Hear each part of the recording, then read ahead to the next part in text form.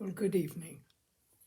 It's Wednesday, it's 6 o'clock, and this is Tales and Cocktails.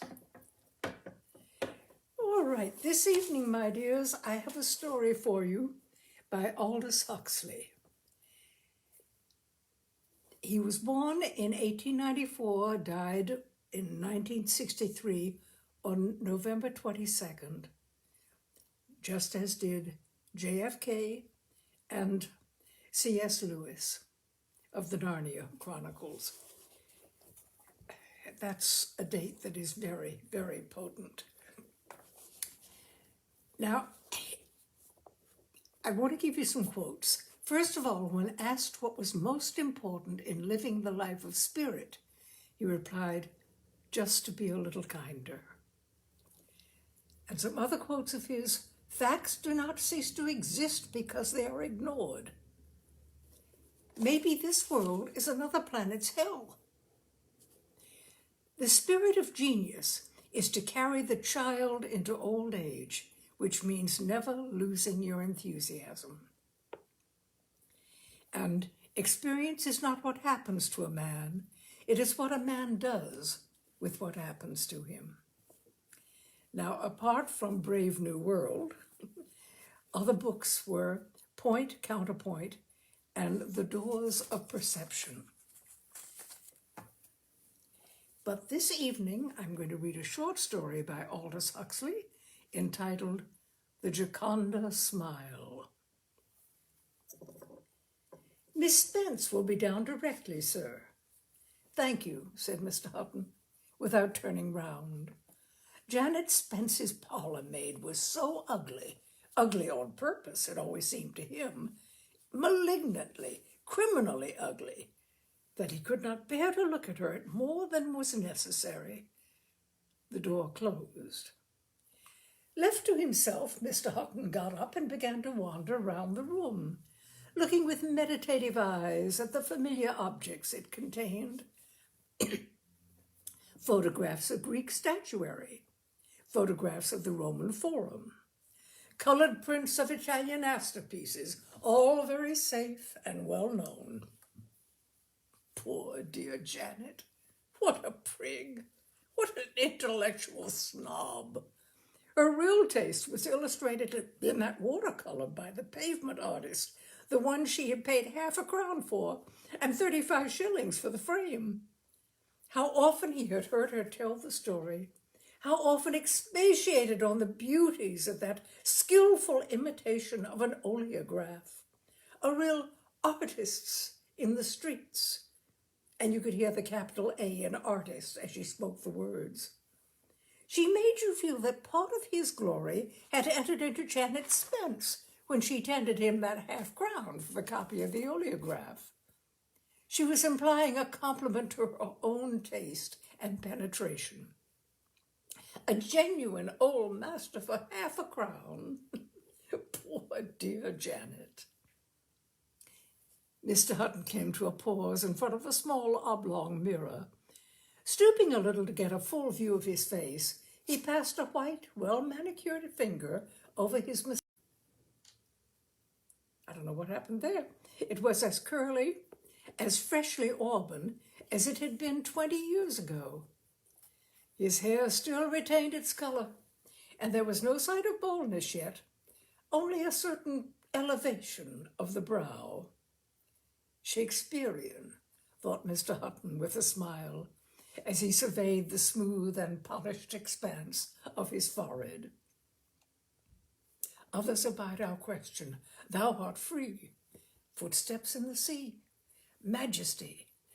Shakespeare, thou shouldst be living at this hour. No, that was Milton, wasn't it? Milton, the Lady of Christ. There was no lady about him. He was what women would call a manly man. That was why they liked him, for the curly auburn moustache and the discreet redolence of tobacco.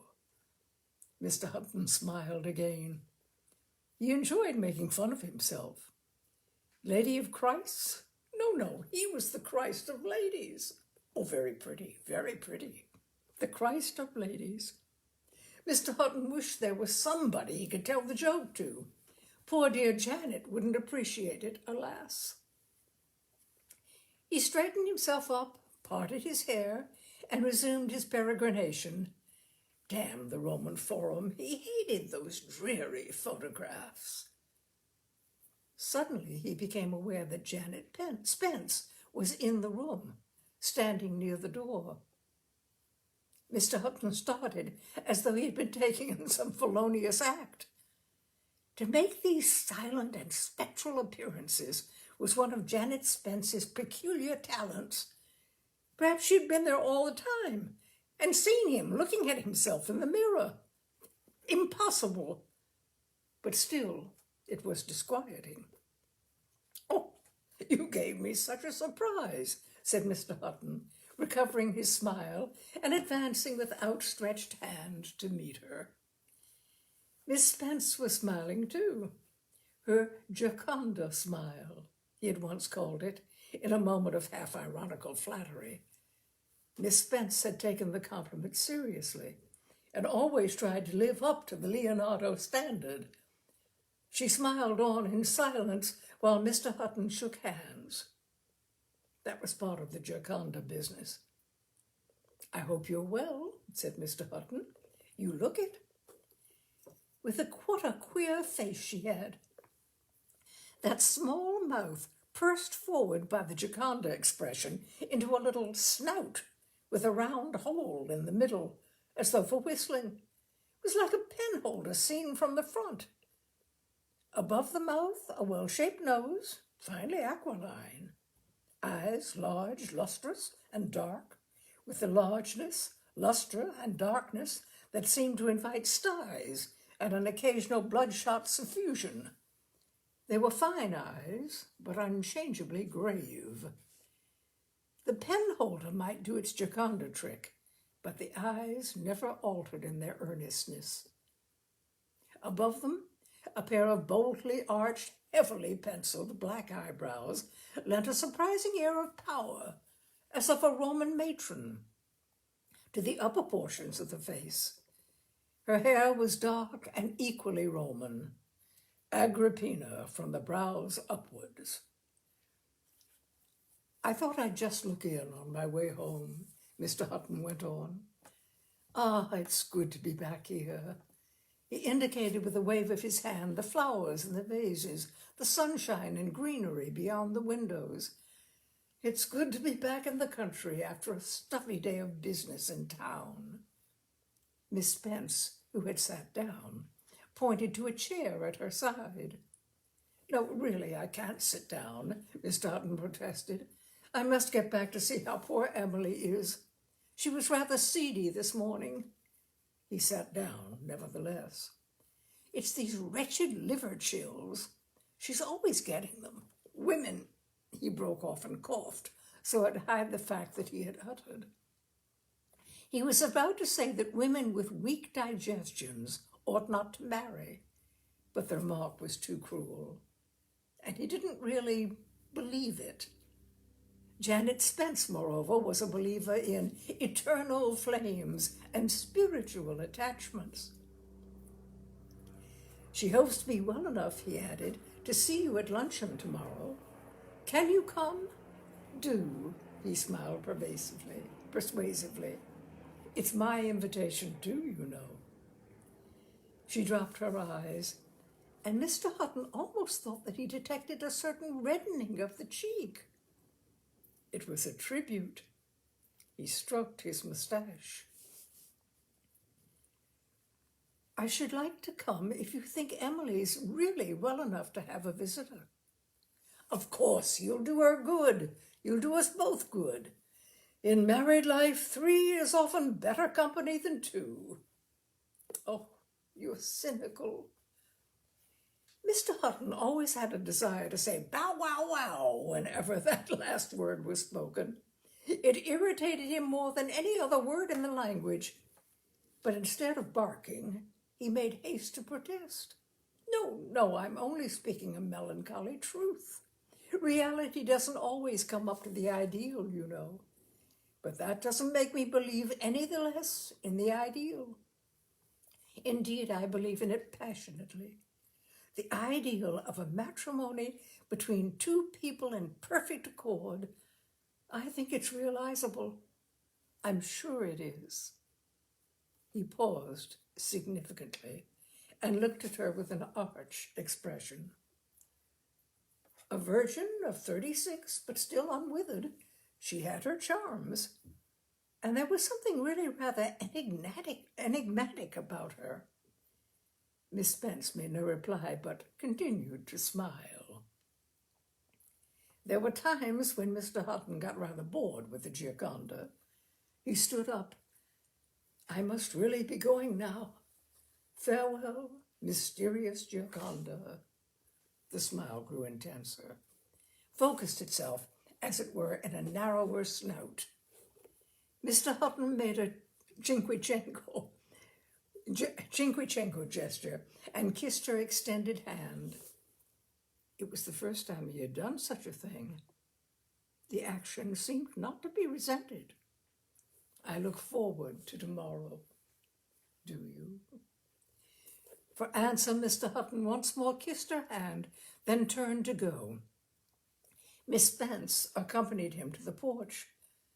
"Where's your car?" she asked. "I left it at the gate of the drive." "I'll come and see you off." "No, no." Mr. Hutton was playful but determined. "You must do no such thing. I simply forbid you." "But I should like to come," Miss Spence protested, throwing a rapid Gioconda at him. Mr. Hutton held up his hand. "No," he repeated, and then with a gesture that was almost the blowing of a kiss, he started to run down the drive lightly on his toes, with long, bounding strides like a boy's. He was proud of that run. It was quite marvelously youthful. Still, he was glad the drive was no longer. At the last bend, before passing out of sight of the house, he halted and turned round. Miss Spence was still standing on the steps, smiling her smile. He waved his hand, and this time quite definitely and overtly wafted a kiss in her direction. Then, breaking once more into his magnificent canter, he rounded the last dark promontory of trees. Once out of sight of the house, he let his high paces decline to a trot and finally to a walk. He took out his handkerchief and began wiping his neck inside his collar. What fools! What fools! Had there ever been such an ass as poor dear Janet Spence? Never, unless it was himself. Decidedly, he was the more malignant fool, since he at least was aware of his folly and still persisted in it. Why did he persist? Ah, the problem that was himself, the problem that was other people. He had reached the gate. A large, prosperous-looking motor was standing at the side of the road. "Home, Nab," the chauffeur touched his cap. "And stop at the crosswords on the way, as usual," Mr. Hutton added, as he opened the door of the car. "Well," he said, speaking into the obscurity that lurked within. "Oh, Teddy Bear, what an age you've been!" It was a fresh and childish voice that spoke the words. There was the faintest hint of Cockney impurity about the vowel sounds. Mr. Hutton bent his large form and darted into the car with the agility of an animal regaining its burrow. "Have I?" he said, as he shut the door. The machine began to move. "You must have missed me a lot if you found the time so long." He sat back in the low seat. A cherishing warmth enveloped him. "Teddy Bear." And with a sigh of contentment, a charming little head declined onto Mr. Hutton's shoulder. Ravished, he looked down sideways at the round, babyish face. "Do you know, Doris, you look like the pictures of Louise de Craye." He passed his fingers through a mass of curly hair. "Who's Louise de Craye, whatever it is?" Doris spoke from remote distances. "She was, alas, fouille." We shall all be was one of these days. Meanwhile, Mr. Hutton covered the baby's face with kisses. The car rushed smoothly along. McNabb's back through the front window was stonily impassive, the back of a statue. "Your hands," Doris whispered. "Oh, you mustn't touch me. They give me electric shocks." Mr. Hutton adored her for the virgin imbecility of the words. How late in one's existence one makes the discovery of one's body. "The electricity isn't in me, it's in you." He kissed her again, whispering her name several times. "Doris, Doris, Doris." The scientific appellation of the sea mouse, he was thinking, as he kissed the throat she offered him, white and extended like the throat of a victim awaiting the sacrificial knife. The sea mouse was a sausage with iridescent fur, very peculiar. Or was Doris the sea cucumber, which turns itself inside out in moments of alarm? These sea creatures were fabulous, unbelievably fantastic. He must really have to go to Naples again, just to see the aquarium. "Oh, teddy bear." More zoology, but he was only a land animal, his poor little joke. "Teddy bear, I'm so happy." "So am I," said Mr. Hutton. Was it true? "But I wish I knew if it were right. Tell me, teddy bear, is it right or wrong?" My dear, that's just what I've been wondering for the past 30 years. "Be serious, teddy bear. I want to know if this is right. If it's right that I should be here with you, and that we should love one another, and that it should give me electric shocks when you touch me." Right? Well, it's certainly good that you have electric shocks rather than sexual repressions. Read Freud. Repressions are the devil. "Oh, you don't help me. Why aren't you ever serious? If only you knew how miserable I am sometimes, thinking it's not right. Perhaps, there is a hell and all that. I don't know what to do. Sometimes I think I ought to stop loving you." "But could you?" asked Mr. Hutton, confident in the powers of his seduction and his mustache. "No, teddy bear, you know I couldn't. But I could run away. I could hide from you. I could lock myself up and force myself not to come to you." Silly little thing. He tightened his embrace. "Oh, dear, I hope it isn't wrong. And there are times when I don't care if it is." Mr. Hutton was touched. He had a certain protective affection for this little creature. He laid his cheek against her hair, and so interlaced they sat in silence, while the car, swaying and pitching a little as it hastened along, seemed to draw in the white road and the dusty hedges towards it devouringly. "Goodbye, goodbye." The car moved on, gathered speed, vanished around a curve, and Doris was left standing by the signpost of the crossroads, still dizzy and weak from the languor born of those kisses and the electrical touch of those gentle hands. She had to take a deep breath to draw herself up deliberately before she was strong enough to start her homeward walk. She had half a mile in which to invent the necessary lies. Alone, Mr. Hutton suddenly found himself the prey of an appalling boredom. Mrs. Hutton was lying on the sofa in her boudoir, playing Patience. In spite of the warmth of the July evening, a wood fire was burning on the hearth. A black Pomeranian, extenuated by the heat and the fatigues of digestion, slept before the blaze. "Phew, isn't it rather hot in here?" Mr. Hutton asked as he entered the room. "You know I have to keep warm, dear." The voice seemed breaking on the verge of tears. "I get so shivery." "I hope you're better this evening." Not much, I'm afraid. The conversation stagnated. Mr. Hutton stood leaning his back against the mantelpiece. He looked down at the Pomeranian lying at his feet, and with the toe of his right boot he rolled the little dog over and rubbed its white-flecked chest and belly. The creature lay in an inert ecstasy. Mrs. Hutton continued to play patience. Arrived at an impasse, she altered the position of one card, took back another, and went on playing. Her patiences always came out. Dr. Libbard thinks I ought to go to Flandrindage Wells this summer. Well, go, my dear, go, most certainly.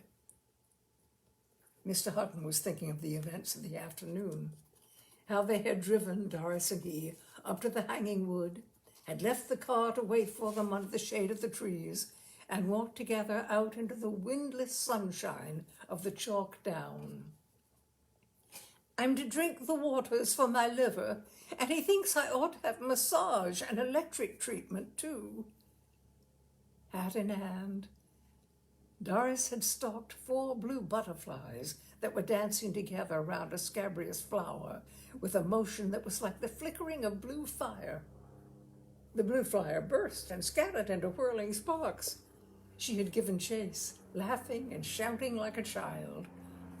I'm sure it will do you good, my dear. I was wondering if you'd come with me, dear. But you know I'm going to Scotland at the end of the month. Mrs. Hutton looked up at him entreatingly. It's the journey, she said. The thought of it is such a nightmare. I don't know if I can manage it. And you know I can't sleep in hotels. And then there's the luggage and all the worries. I can't go alone. But you won't be alone. You'll have your maid with you. He spoke impatiently. The sick woman was usurping the place of the healthy one. He was being dragged back from the memory of the sunlit down and the quick laughing girl back to this unhealthy, overheated room and its complaining occupant. I don't think I shall be able to go. But you must, my dear, if the doctor tells you to, and besides, a change will do you good. I don't think so. But Libbard thinks so, and he knows what he's talking about. No, I can't face it. I'm too weak. I can't go alone. Mrs. Hutton pulled a handkerchief out of her black silk bag and put it to her eyes. Nonsense, my dear. You must make the effort. I'd rather be left in peace to die here. She was crying in earnest now. Oh, Lord, now do be reasonable. Listen now, please. Mrs. Hutton only sobbed more violently. Oh, what is one to do? He shrugged his shoulders and walked out of the room. Mr. Hutton was aware that he had not behaved with proper patience, but he could not help it. Very early in his manhood he had discovered that not only did he not feel sympathy for the poor, the weak, the diseased, and deformed, he actually hated them. Once, as an undergraduate, he had spent 3 days in a mission in the East End. He had returned filled with a profound and ineradicable disgust. Instead of pitying, he loathed the unfortunate. It was not, he knew, a very comely emotion, and he had been ashamed of it at first. In the end, he had decided that it was temperamental, inevitable, and it felt no further qualms. Emily had been healthy and beautiful when he married her. He had loved her then. But now, was it his fault that she was like this? Mr. Hutton dined alone. Food and drink left him more benevolent than he had been before dinner. To make amends for his show of exasperation, he went up to his wife's room and offered to read to her. She was touched, gratefully accepted the offer, and Mr. Hutton, who was particularly proud of his accent, suggested a little light reading in French. French, I'm so fond of French. Mrs. Hutton spoke of the language of Racine as though it were a dish of green peas. Mr. Hutton ran down to the library and returned with a yellow volume. He began reading. The effect of pronouncing perfectly absorbed his whole attention. But how good his accent was! The fact of its goodness seemed to improve the quality of the novel he was reading. At the end of 15 pages, an unmistakable sound aroused him. He looked up. Mrs. Sutton had gone to sleep. He sat still for a little while, looking with a dispassionate curiosity at the sleeping face. Once it had been beautiful. Once, long ago, the sight of it, the recollection of it, had moved him with an emotion profounder perhaps than any he had felt before or since. Now it was lined and cadaverous. The skin was stretched tightly over the cheekbones, across the bridge of the sharp, bird-like nose. The closed eyes were set in profound, bone-rimmed sockets. The lamplight striking on the face from the side emphasized with light and shade its cavities and projections. It was the face of the dead Christ by Morales. He shivered a little and tiptoed out of the room. On the following day, Mrs. Sutton came down to luncheon. She had had some unpleasant palpitations during the night, but she was feeling better now. Besides, she wanted to do honor to her guest. Miss Spence listened to her complaints about Flandrinded wells and was loud in sympathy, lavish with advice. Whatever she said was always said with intensity. She leaned forward, aimed, so to speak, like a gun, and fired her words. Bang! The charge in her soul was ignited. The words whizzed forth at the narrow barrel of her mouth. She was a machine gun, riddling her host with sympathy. Mr. Hutton had undergone similar bombardments, mostly of a literary or philosophic character, bombardments of Maeterlinck, of Mrs. Besant, of Bergson, of William James. Today the missiles were medical. She talked about insomnia. She expatiated on the virtues of harmless drugs and beneficent specialists. Under the bombardment, Mrs. Hutton opened out like a flower in the sun. Mr. Hutton looked on in silence. The spectacle of Janet Spence evoked in him an unfailing curiosity. He was not romantic enough to imagine that every face masked an interior physiognomy of beauty or strangeness, that every woman's small talk was like a vapor hanging over mysterious gulfs. His wife, for example, and Doris, they were nothing more than what they seemed to be. But with Janet Spence, it was somehow different. Here one could be sure there was some kind of a queer face behind the Gioconda smile and the Roman eyebrows. The only question was, what exactly was there? Mr. Hutton could never quite make out. But perhaps you won't have to go to Flandrinded after all, Miss Spence was saying. If you get well quickly, Dr. Libbert will let you off. I only hope so. Indeed, I do really feel rather better today. Mr. Hutton felt ashamed.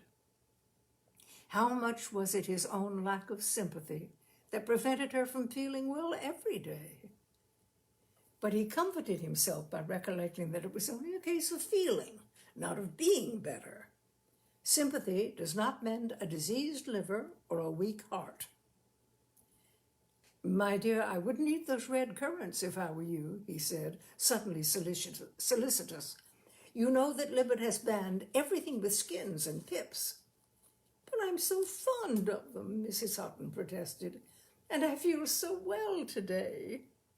Don't be a tyrant, said Miss Spence, looking first at him and then at his wife.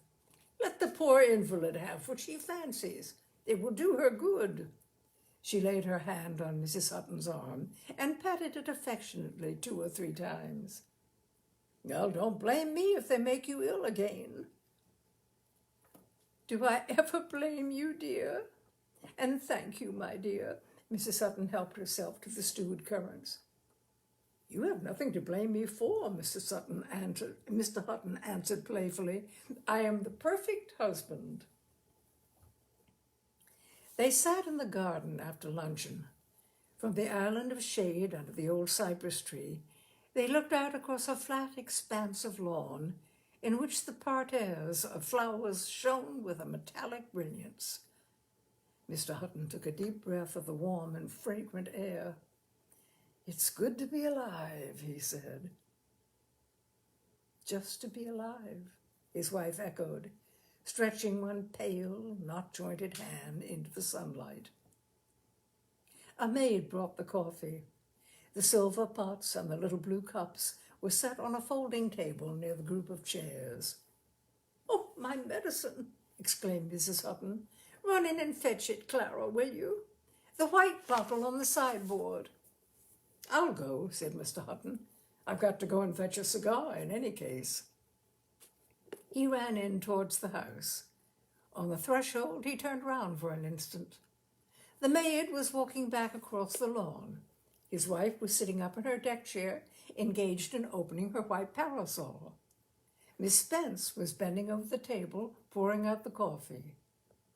He passed into the cool obscurity of the house. "Do you like sugar in your coffee?" Miss Spence inquired. "Yes, please. Give me rather a lot. I'll drink it after my medicine to take the taste away." Mrs. Hutton leaned back in her chair, lowering the sunshade over her eyes so as to shut out her vision from the burning sky. Behind her, Miss Spence was making a delicate clinking among the coffee cups. "I've given you 3 large spoonfuls. That ought to take the taste away. And here comes the medicine."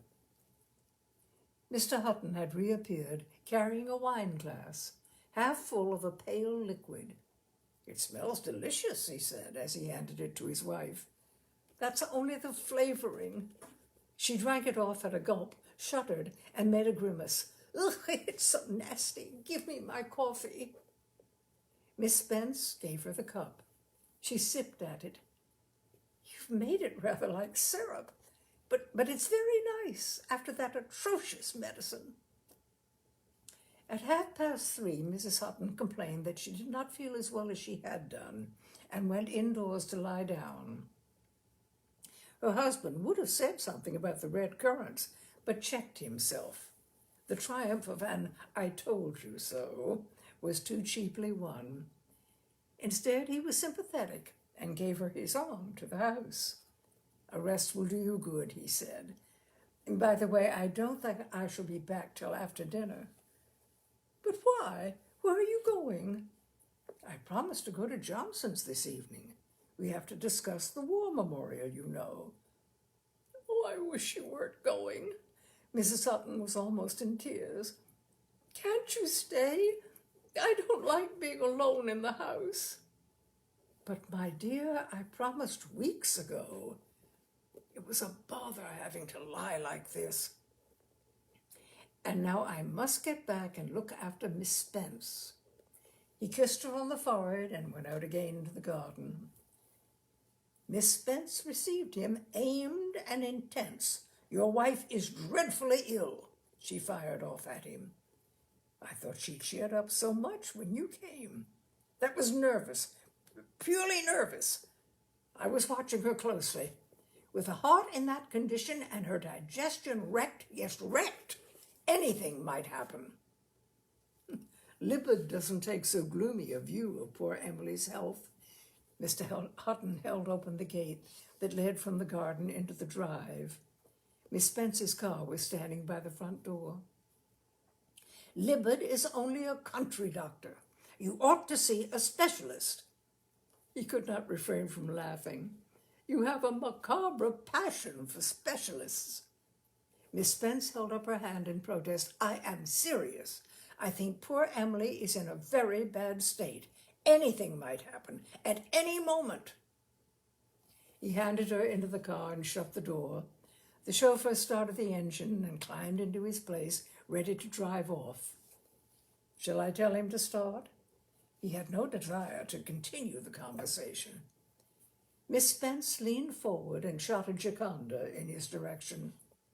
Remember, I expect you to come and see me again soon. Mechanically, he grinned, made a polite noise, and as the car moved forward, waved his hand. He was happy to be alone. A few minutes afterwards, Mr. Sutton himself drove away. Doris was waiting at the crossroads. They dined together 20 miles from home at a roadside hotel. It was one of those bad, expensive meals which are only cooked in country hotels frequented by motorists. It revolted Mr. Hutton, but Doris enjoyed it. She always enjoyed things. Mr. Hutton ordered a not very good brand of champagne. He was wishing he had spent the evening in his library. When they started homewards, Doris was a little tipsy and extremely affectionate.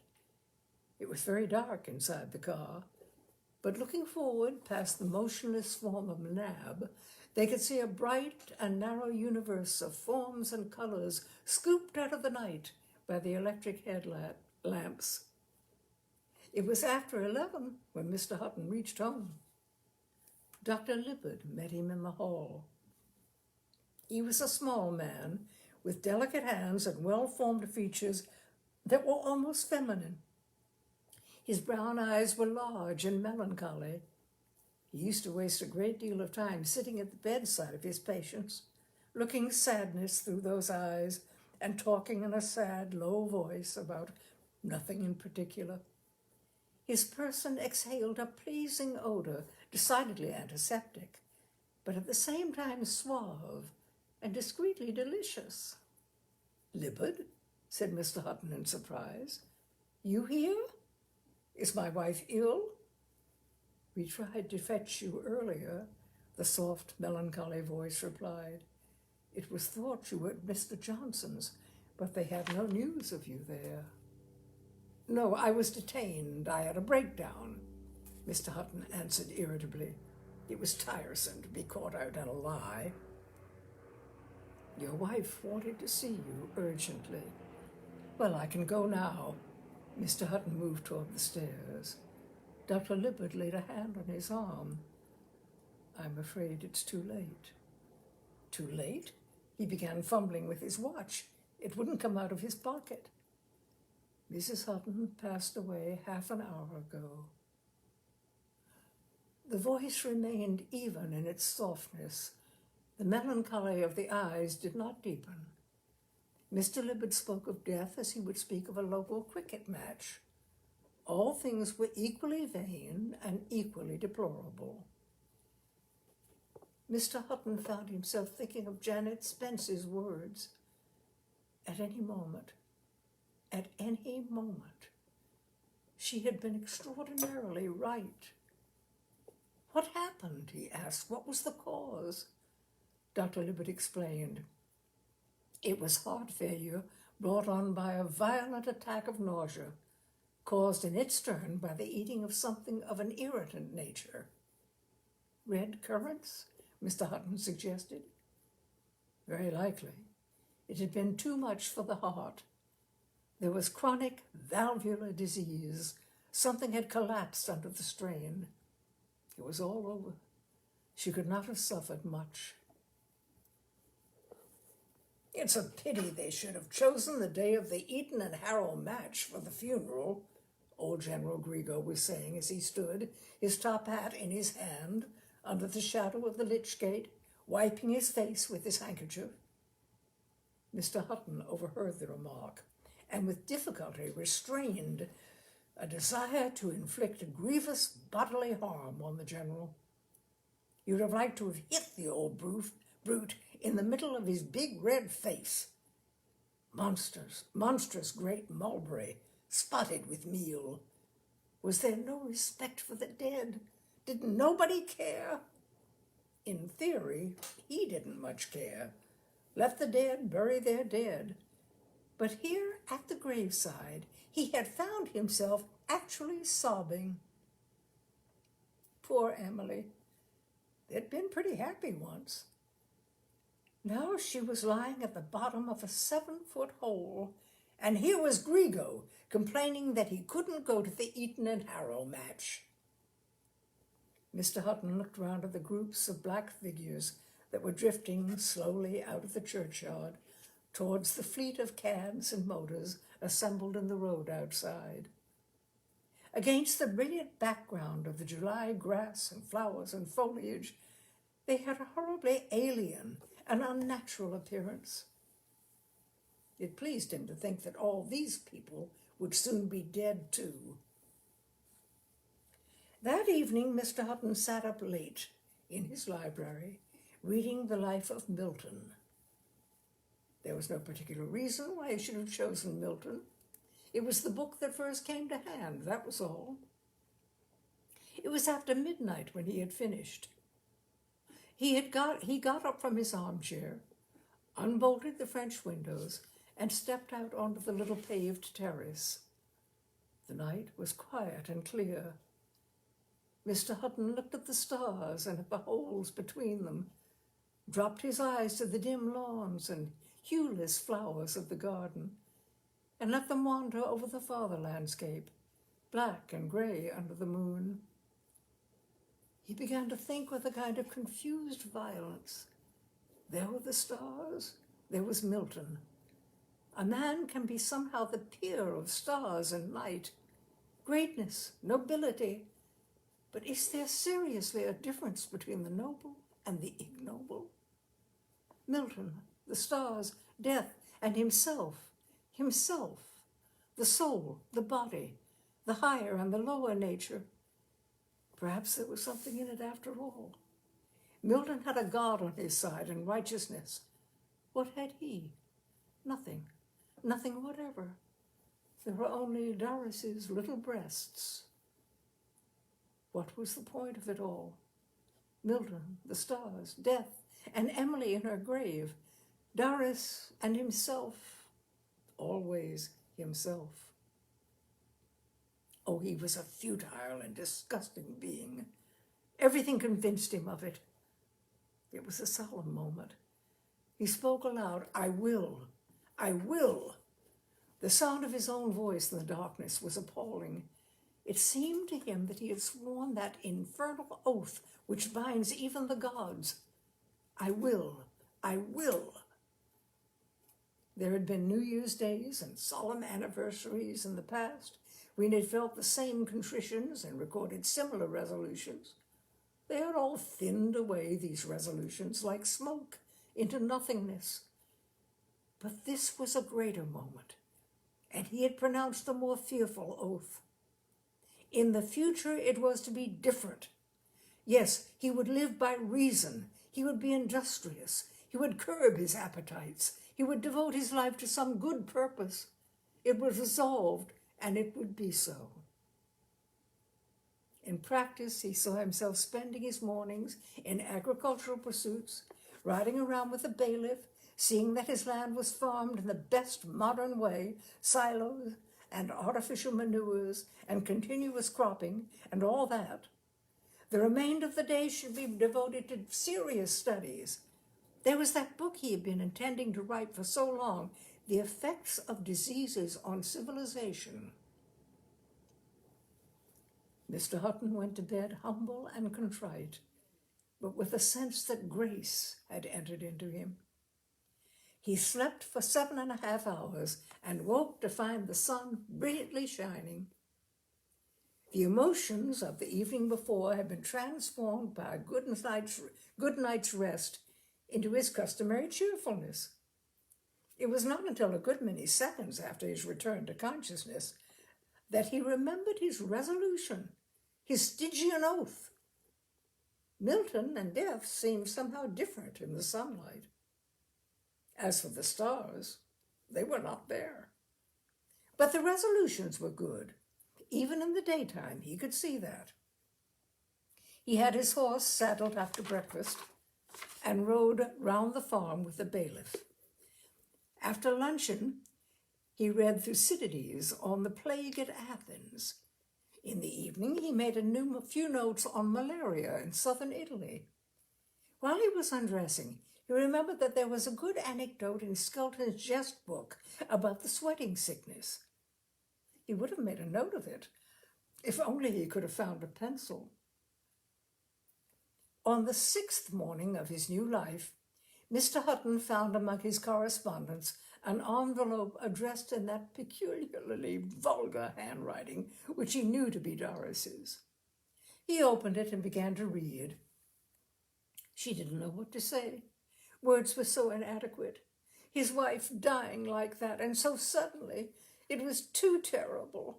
Mr. Hutton sighed, but his interest revived somewhat as he read on. Death is so frightening. I never think of it when I can help it.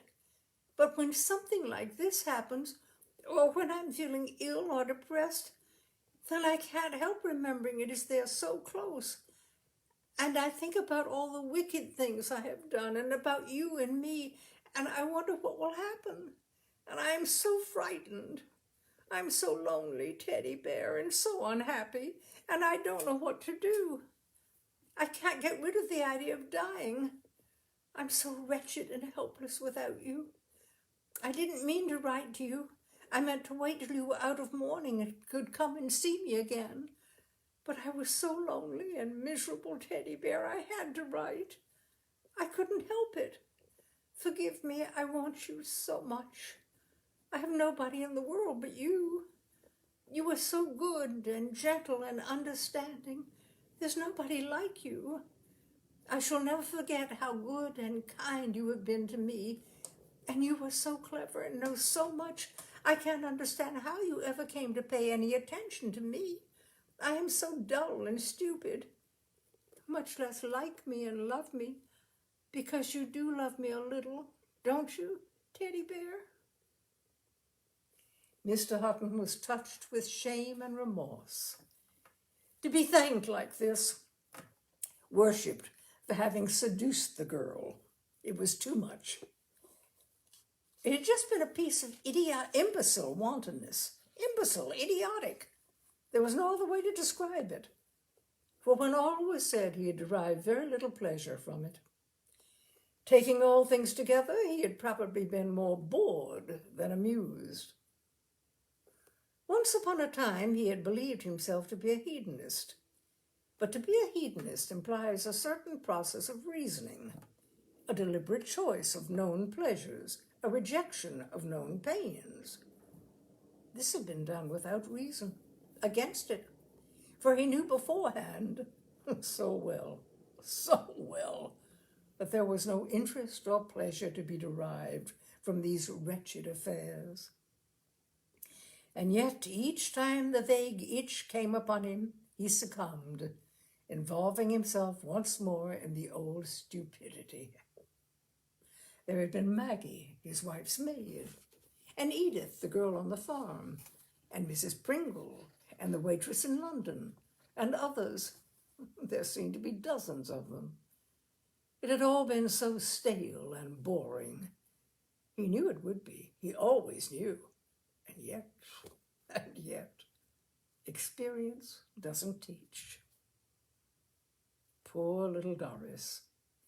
He would write to her kindly, comfortingly, but he wouldn't see her again. A servant came to tell him that his horse was saddled and waiting. He mounted and rode off. That morning, the old bailiff was more irritating than usual.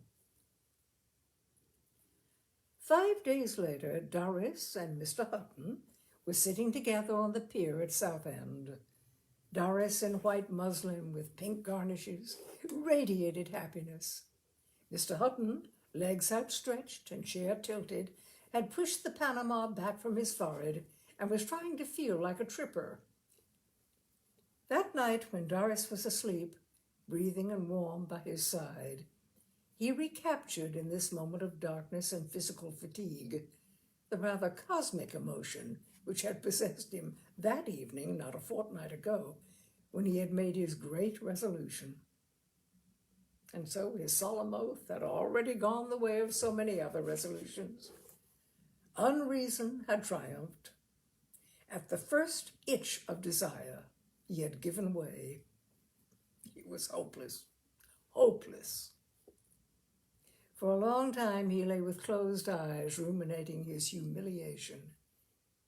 The girl stirred in her sleep. Miss Houghton turned over and looked in her direction. Enough faint light crept in between the half-drawn curtains to show her bare arm and shoulder, her neck, and the dark tangle of hair on the pillow. She was beautiful, desirable. Why did he lie there moaning over his sins? What did it matter? If he were hopeless, so be it. He would make the best of his hopelessness. A glorious sense of irresponsibility suddenly filled him. He was free, magnificently free. In a kind of exaltation, he drew the girl towards him. She woke, bewildered, almost frightened, under his rough kisses. The storm of his desire subsided into a kind of serene merriment. The whole atmosphere seemed to be quivering with enormous silent laughter. Could anyone love you as much as I do, Teddy Bear? The question came faintly from distant worlds of love. I think I know somebody who does, Mr. Hutton replied. The submarine laughter was swelling, rising, ready to break the surface of silence and resound. Who? Tell me. What do you mean? The voice had come very close, charged with suspicion, anguish, indignation. It belonged to this immediate world. Ah. Who? You'll never guess. Mr. Hutton kept up the joke until it began to grow tedious, and then pronounced the name. Janet Spence. Doris was incredulous. Miss Spence of the Manor? That old woman? It was too ridiculous. Mr. Hutton laughed too. But it's quite true, he said. She adores me. Oh, the vast joke. He would go and see her as soon as he returned. See and conquer. I believe she wants to marry me, he added. But you wouldn't. You don't intend. The air was fairly crepitating with humor. Mr. Hutton laughed aloud. I intend to marry you, he said. It seemed to him the best joke he had ever made in his life. When Mr. Hutton left Southend, he was once more a married man. It was agreed that, for the time being, the fact should be kept secret. In the autumn, they would go abroad together, and the world should be informed. Meanwhile, he was to go back to his own house, and Doris to hers. The day after his return, he walked over in the afternoon to see Miss Spence. She received him with the old Gioconda. I was expecting you to come. I couldn't keep away, Mr. Hutton gallantly replied. They sat in the summer house. It was a pleasant place. A little old stucco temple bowered among dense bushes of evergreen. Miss Spence had left her mark on it by hanging up over the seat a blue and white Della Robbia plaque. I am thinking of going to Italy this autumn, said Mr. Hutton. He felt like a ginger beer bottle, ready to pop with bubbling, humorous excitement. Italy. Miss Spence closed her eyes ecstatically. I feel drawn there, too. Why not let yourself be drawn? I don't know. One somehow hasn't the energy and initiative to set out alone. Alone. Ah, sound of guitars and throaty singing. Yes, traveling alone isn't much fun. Miss Spence lay back in her chair without speaking. Her eyes were still closed. Mr. Hutton stroked his moustache. The silence prolonged itself for what seemed a very long time. Pressed to stay to dinner, Mr. Hutton did not refuse. The fun had hardly started. The table was laid in the loggia. Through its arches, they looked out onto the sloping garden, to the valley below and the farther hills. Light ebbed away. The heat and silence were oppressive. A huge cloud was mounting up the sky, and there were distant breathings of thunder. The thunder drew nearer. A wind began to blow, and the first drops of rain fell. The table was cleared. Miss Spence and Mr. Hutton sat on in the growing darkness. Miss Spence broke a long silence by saying meditatively, "I think everyone has a right to a certain amount of happiness, don't you?" "Most certainly." But what was she leading up to? Nobody makes generalizations about life unless they mean to talk about themselves. Happiness. He looked back on his own life and saw a cheerful, placid existence, disturbed by no great griefs or discomforts or alarms. He had always had money and freedom. He had been able to do very much as he wanted. Yes, he supposed he had been happy, happier than most men. And now he was not merely happy. He had discovered in irresponsibility the secret of gaiety. He was about to say something about his happiness when Miss Spence went on speaking. "People like you and me have a right to be happy sometime in our lives." "Me?" said Mr. Hutton, surprised. "Poor Henry. Fate hasn't treated either of us very well." "Oh, well, it might have treated me worse." "You're being cheerful. That's brave of you. But don't think I can't see behind the mask." Miss Spence spoke louder and louder as the rain came down more and more heavily. Periodically, the thunder cut across her utterances. She talked on, shouting against the noise. "I have understood you so well, and for so long." A flash revealed her, aimed and intent, leaning towards him. Her eyes were two profound and menacing gun barrels. The darkness re-engulfed her. "You are a lonely soul, seeking a companion soul. I could sympathize with you in your solitude. Your marriage—" The thunder cut short the sentence. Miss Spence's voice became audible once more with the words, "could offer no companionship to a man of your stamp. You needed a soulmate." A soulmate? He? A soulmate? It was incredibly fantastic. Georgette Leblanc, the ex-soulmate of Maurice Maeterlinck. He had seen that in the paper a few days ago. So it was thus that Janet Spence had painted him in her imagination as a soulmater. And for Doris, he was a picture of goodness and the cleverest man in the world. And actually, really, he was what? Who knows? "My heart went out to you. I could understand. I was lonely too." Miss Spence laid her hand on his knee. "You were so patient." Another flash. She was still armed, dangerously. "You never complained. But I could guess. How wonderful of you." So he was an âme incomprise. Only a woman's intuition. The thunder crashed and rumbled, died away, and only the sound of the rain was left. The thunder was his laughter, magnified, externalized. Flash and crash, there it was again, right on top of them. "Don't you feel that you have within you something that is akin to this storm?" He could imagine her leaning forward as she uttered the words. "Passion makes one the equal of the elements." What was his gambit now?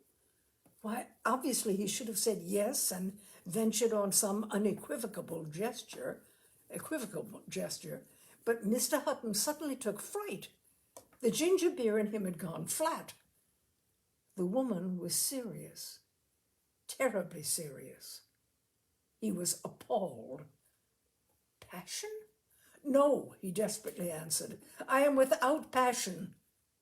But his remark was either unheard or unheeded, as Miss Spence went on with a growing exaltation. speaking so rapidly, however, in such a burningly intimate whisper that Mr. Hutton found it difficult to distinguish what she was saying. She was telling him, as far as he could make out, the story of her life. The lightning was less frequent now, and there were long intervals of darkness, but at each flash he saw her still aiming towards him, still yearning forward with a terrifying intensity. Darkness, the rain, then flash. Her face was there, close at hand. A pale mask, greenish white, the large eyes, the narrow barrel of the mouth, the heavy eyebrows. Agrippina! He began devising absurd plans for escaping. He might suddenly jump up, pretending he'd seen a burglar. "Stop, thief! Stop, thief!" and dash off into the night in pursuit. Or should he say that he felt faint, a heart attack, or that he had seen a ghost, Emily's ghost, in the garden? Absorbed in his childish plotting, he had ceased to pay attention to Miss Spence's words. The spasmodic clutching of her hand recalled his thoughts. "I honored you for that, Henry," she was saying. Honored him for what? Marriage is a sacred tie, and your respect for it, even when the marriage was, as in your case, an unhappy one, made me respect you and admire you, and... Shall I dare say the word? Oh, the burglar, the ghost in the garden, but it was too late. Yes, love you, Henry, all the more. But we're free now, Henry. Free? There was a movement in the dark, and she was kneeling on the floor by his chair. "Oh, Henry, Henry, I have been unhappy too." Her arms embraced him, and by the shaking of her body he could feel that she was sobbing. She might have been a suppliant crying for mercy. "You mustn't, Janet," he protested. "Those tears were terrible, terrible. Not now, not now. You must be calm. You must go to bed." He patted her shoulder, then got up, disengaging himself from her embrace. He left her still crouching on the floor beside the chair on which he had been sitting. Groping his way into the hall, and without waiting to look for his hat, he went out of the house, taking infinite pains to close the front door noiselessly behind him. The clouds had blown over, and the moon was shining from a clear sky. There were puddles all along the road, and a noise of running water rose from the gutters and ditches. Mr. Hutton splashed along, not caring if he got wet. How heart-rendingly she had sobbed! With the emotions of pity and remorse that the recollections evoked in him, there was a certain resentment. Why couldn't she have played the game that he was playing? The heartless, amusing game. Yes, but he had known all the time that she wouldn't. She couldn't play that game. He had known and persisted. What had she said about passion and the elements? Something absurdly stale, but true. True.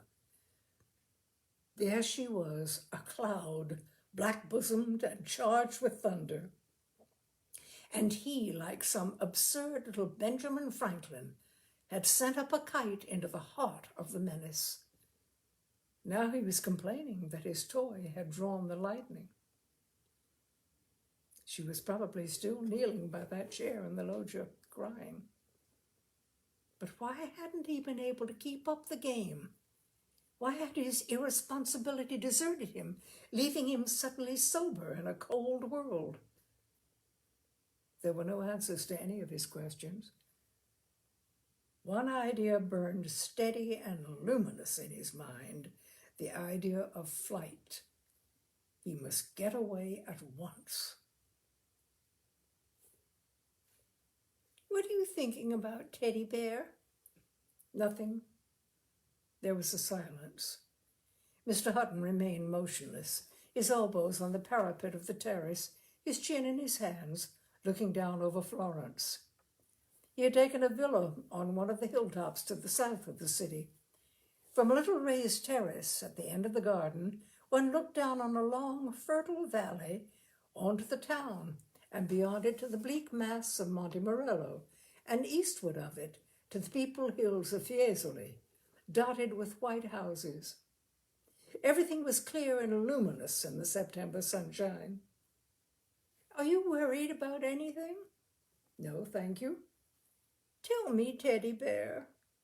"But my dear, there's nothing to tell." Mr. Hutton turned round, smiled, and patted the girl's hand.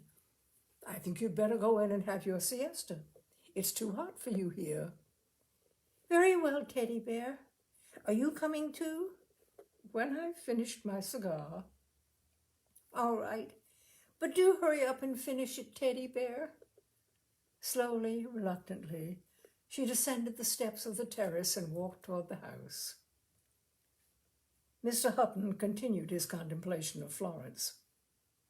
He had need to be alone.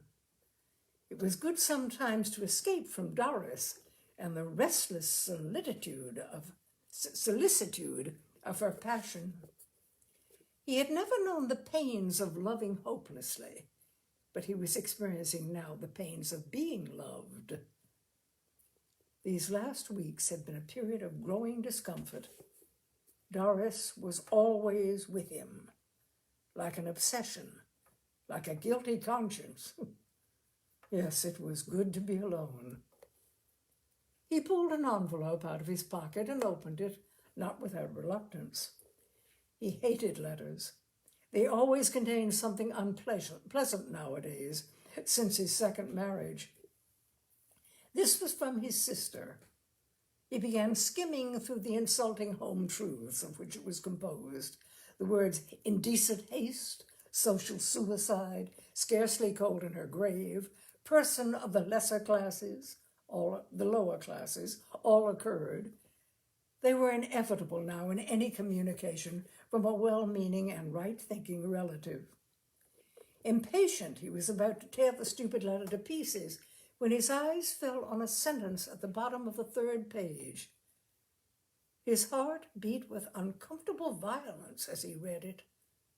It was too monstrous. Janet Spence was going about telling everyone that he had poisoned his wife in order to marry Doris.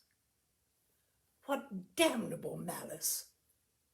Ordinarily a man of the suavest temper, Mr. Hutton found himself trembling with rage. He took the childish satisfaction of calling names. He cursed the woman. Then suddenly he saw the ridiculous side of the situation. The notion that he should have married anyone or the notion that he should have murdered anyone in order to marry Doris. If they only knew how miserably bored he was. Poor dear Janet. She had tried to be malicious. She had only succeeded in being stupid. A sound of footsteps aroused him. He looked round. In the garden below the little terrace, the servant girl of the house was picking fruit. A Neapolitan, strayed somehow as far north as Florence. She was a specimen of the classical type, a little debased. Her profile might have been taken from a Sicilian coin of a bad period. Her features, carved floridly in the grand tradition, expressed an almost perfect stupidity. Her mouth was the most beautiful thing about her. The calligraphic hand of nature had richly carved it into an expression of mulish bad temper. Under her hideous black clothes, Mr. Hutton divined a powerful body, firm and massive. He had looked at her before with a vague interest and curiosity. Today, the curiosity defined and focused itself into a desire. An idol of Theocritus. Here was the woman. He, alas, was not precisely like a goatherd on the volcanic hills. He called to her, "Armida." The smile with which she answered him was so provocative, attested so easy a virtue, that Mr. Hutton took fright. He was on the brink once more, on the brink. He must draw back, quickly, quietly, before it was too late. The girl continued to look up at him. "Not your motto?" she asked at last. Stupidity or reason? Oh, there was no choice now. It was imbecility every time. "Scendo," he called back to her. 12 steps led from the garden to the terrace. Mr. Hutton counted them. Down, down, down, down. He saw a vision of himself descending from one circle of the inferno to the next, from a darkness full of wind and hail to an abyss of stinking mud. For a good many days, the Hutton case had a place on the front page of every newspaper. There had been no more popular murder trial since George Smith had temporarily eclipsed the European war by drowning in a warm bath his 7th bride. The public imagination was stirred by this tale of a murder brought to light months after the date of the crime. Here, it was felt, was one of those incidents in human life, so notable because they are so rare, which do definitely justify the ways of God to man. A wicked man had been moved by an illicit passion to kill his wife. For months he had lived in sin and fancied security, only to be dashed at last more horribly into the pit he had prepared for himself. Murder will out, and here was a case of it. The readers of the newspapers were in a position to follow every movement of the hand of God. There had been vague but persistent rumors in the neighborhood. The police had taken action at last. Then came the exhumation order, the post-mortem examination, the inquest, the evidence of the experts, the verdict of the coroner's jury, the trial, the condemnation. For once, Providence had done its duty, obviously, grossly, didactically, as in a melodrama. The newspapers were right in making the case the staple intellectual food of a whole season. Mr. Hutton's first emotion, when he was summoned from Italy to give evidence at the inquest, was one of indignation.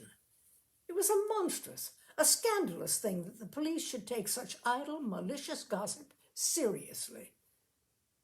When the inquest was over, he would bring an action for malicious prosecution against the chief constable. He would sue the Spence woman for slander. The inquest was open. The astonishing evidence unrolled itself. The experts had examined the body and had found traces of arsenic. They were of the opinion that the late Mrs. Hutton had died of arsenic poisoning. Arsenic poisoning? Emily had died of arsenic poisoning? After that, Mr. Hutton learned with surprise that there was enough arsenicated insecticide in his greenhouses to poison an army.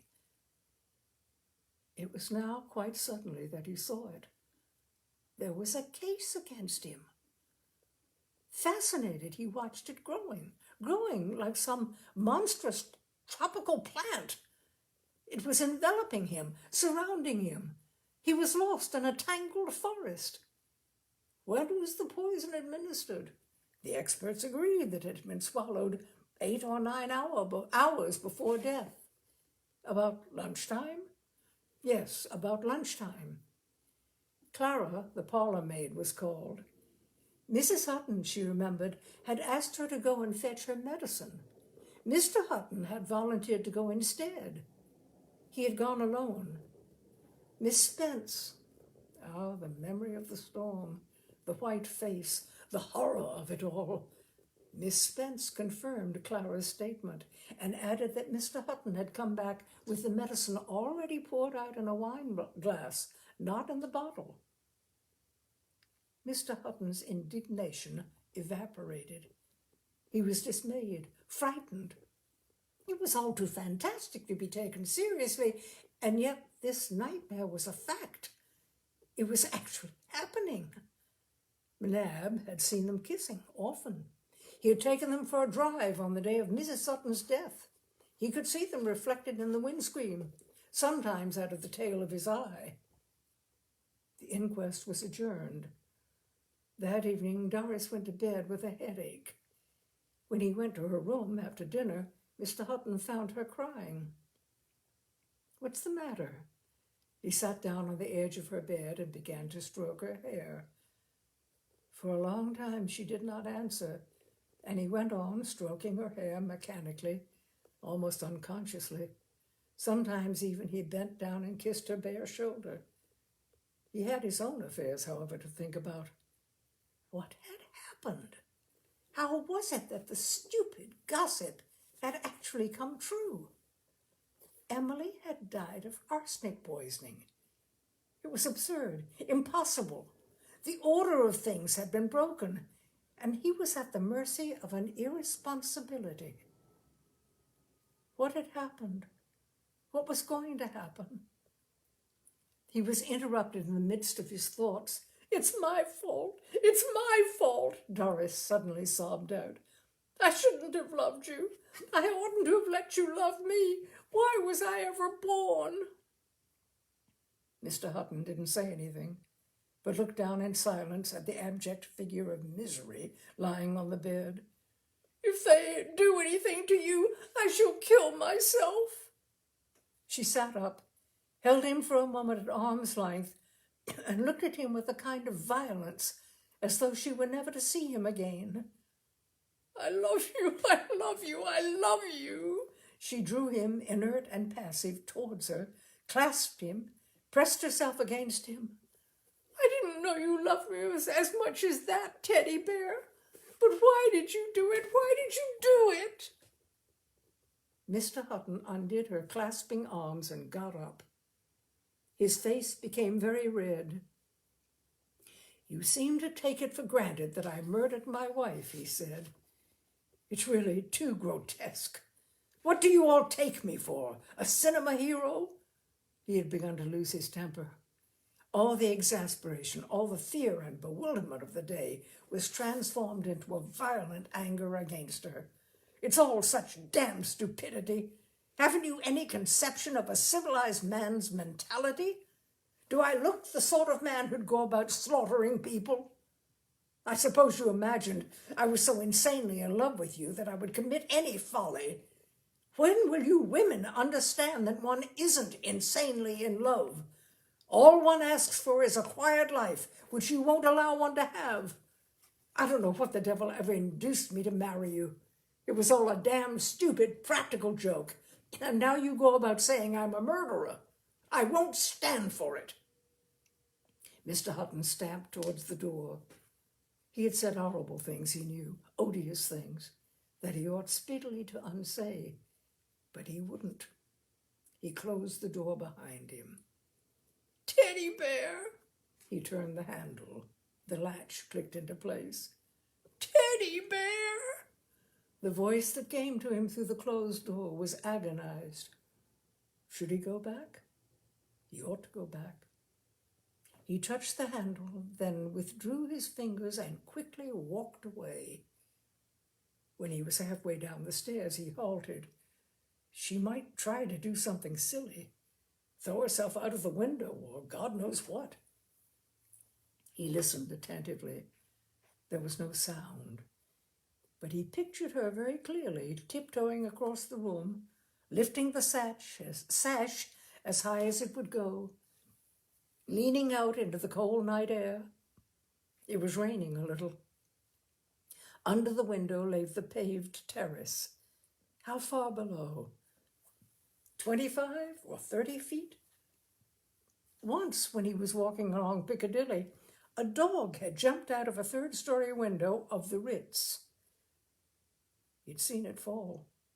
He had heard it strike the pavement. Should he go back? He was damned if he would. He hated her. He sat for a long time in the library. What had happened? What was happening? He turned the question over and over in his mind and could find no answer. Suppose the nightmare dreamed itself out to its horrible conclusion. Death was waiting for him. His eyes filled with tears. He wanted so passionately to live, just to be alive. Poor Emily had wished it too, he remembered, just to be alive. There were still so many places in this astonishing world unvisited, so many queer, delightful people still unknown, so many lovely women never so much as seen.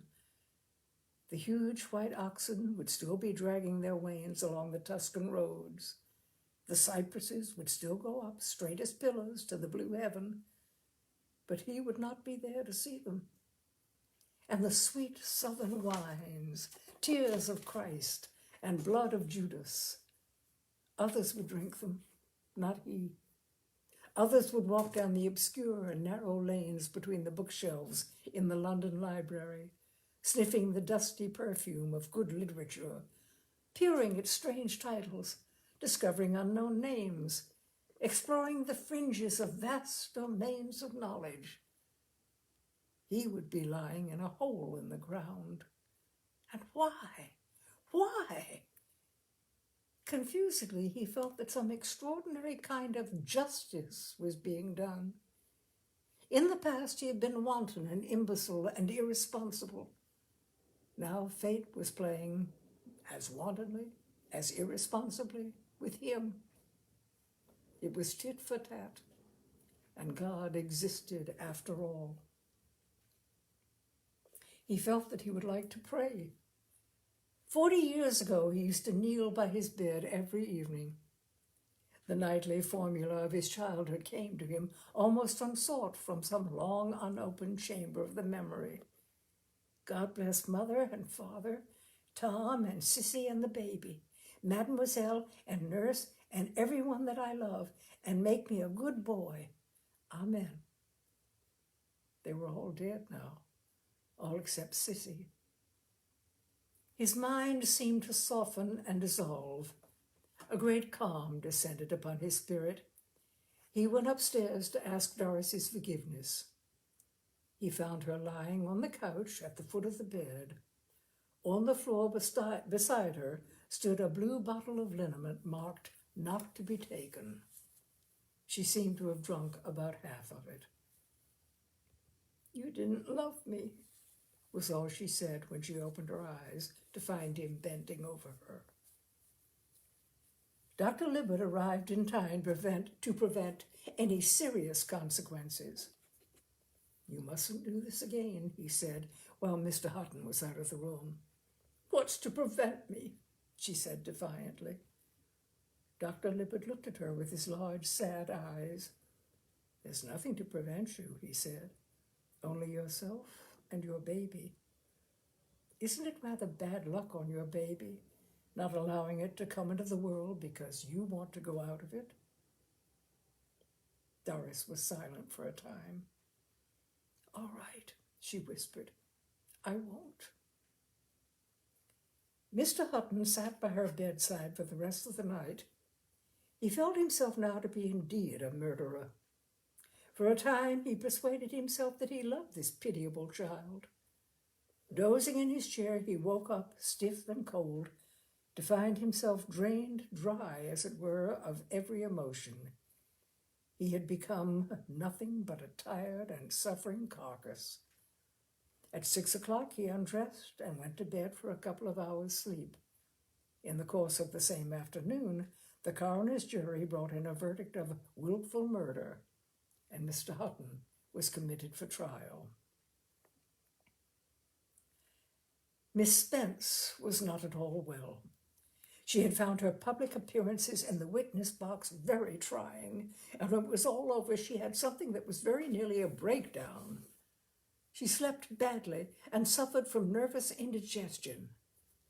Dr. Libbet used to call every other day. She talked to him a great deal, mostly about the Hutton case. Her moral indignation was always on the boil. Wasn't it appalling to think that one had had a murderer in one's house? Wasn't it extraordinary that one could have been for so long mistaken about the man's character? But she had had an inkling from the first. And then the girl he had gone off with, so low class, so little better than a prostitute. The news that the second Mrs. Hutton was expecting a baby, the posthumous child of a condemned and executed criminal, revolted her. The thing was shocking, an obscenity. Dr. Libbet answered her gently and vaguely and prescribed bromide. One morning he interrupted her in the midst of her customary tirade. "By the way," he said in his soft, melancholy voice, "I suppose it was really you who poisoned Mrs. Hutton." Miss Spence stared at him for 2 or 3 seconds with enormous eyes, and then quietly said, "Yes." After that, she started to cry. "In the coffee, I suppose?" She seemed to nod assent. Libbet took out his fountain pen and in his neat, meticulous calligraphy wrote out a prescription for a sleeping draught. Aldous Huxley, The Gioconda Smile. It's one of the extraordinary short stories. I hope you've enjoyed it, my dears. I apologize for the reading. I didn't sleep well last night, so I put a lot of effort into this, and it got away from me from time to time. And I'm sorry about that because it's such a wonderful story. So anyway, that's it for today, for tonight's Tales and Cocktails. And I look forward to seeing you next week, next Wednesday, at the same time. Thank you for being with me. Bye now.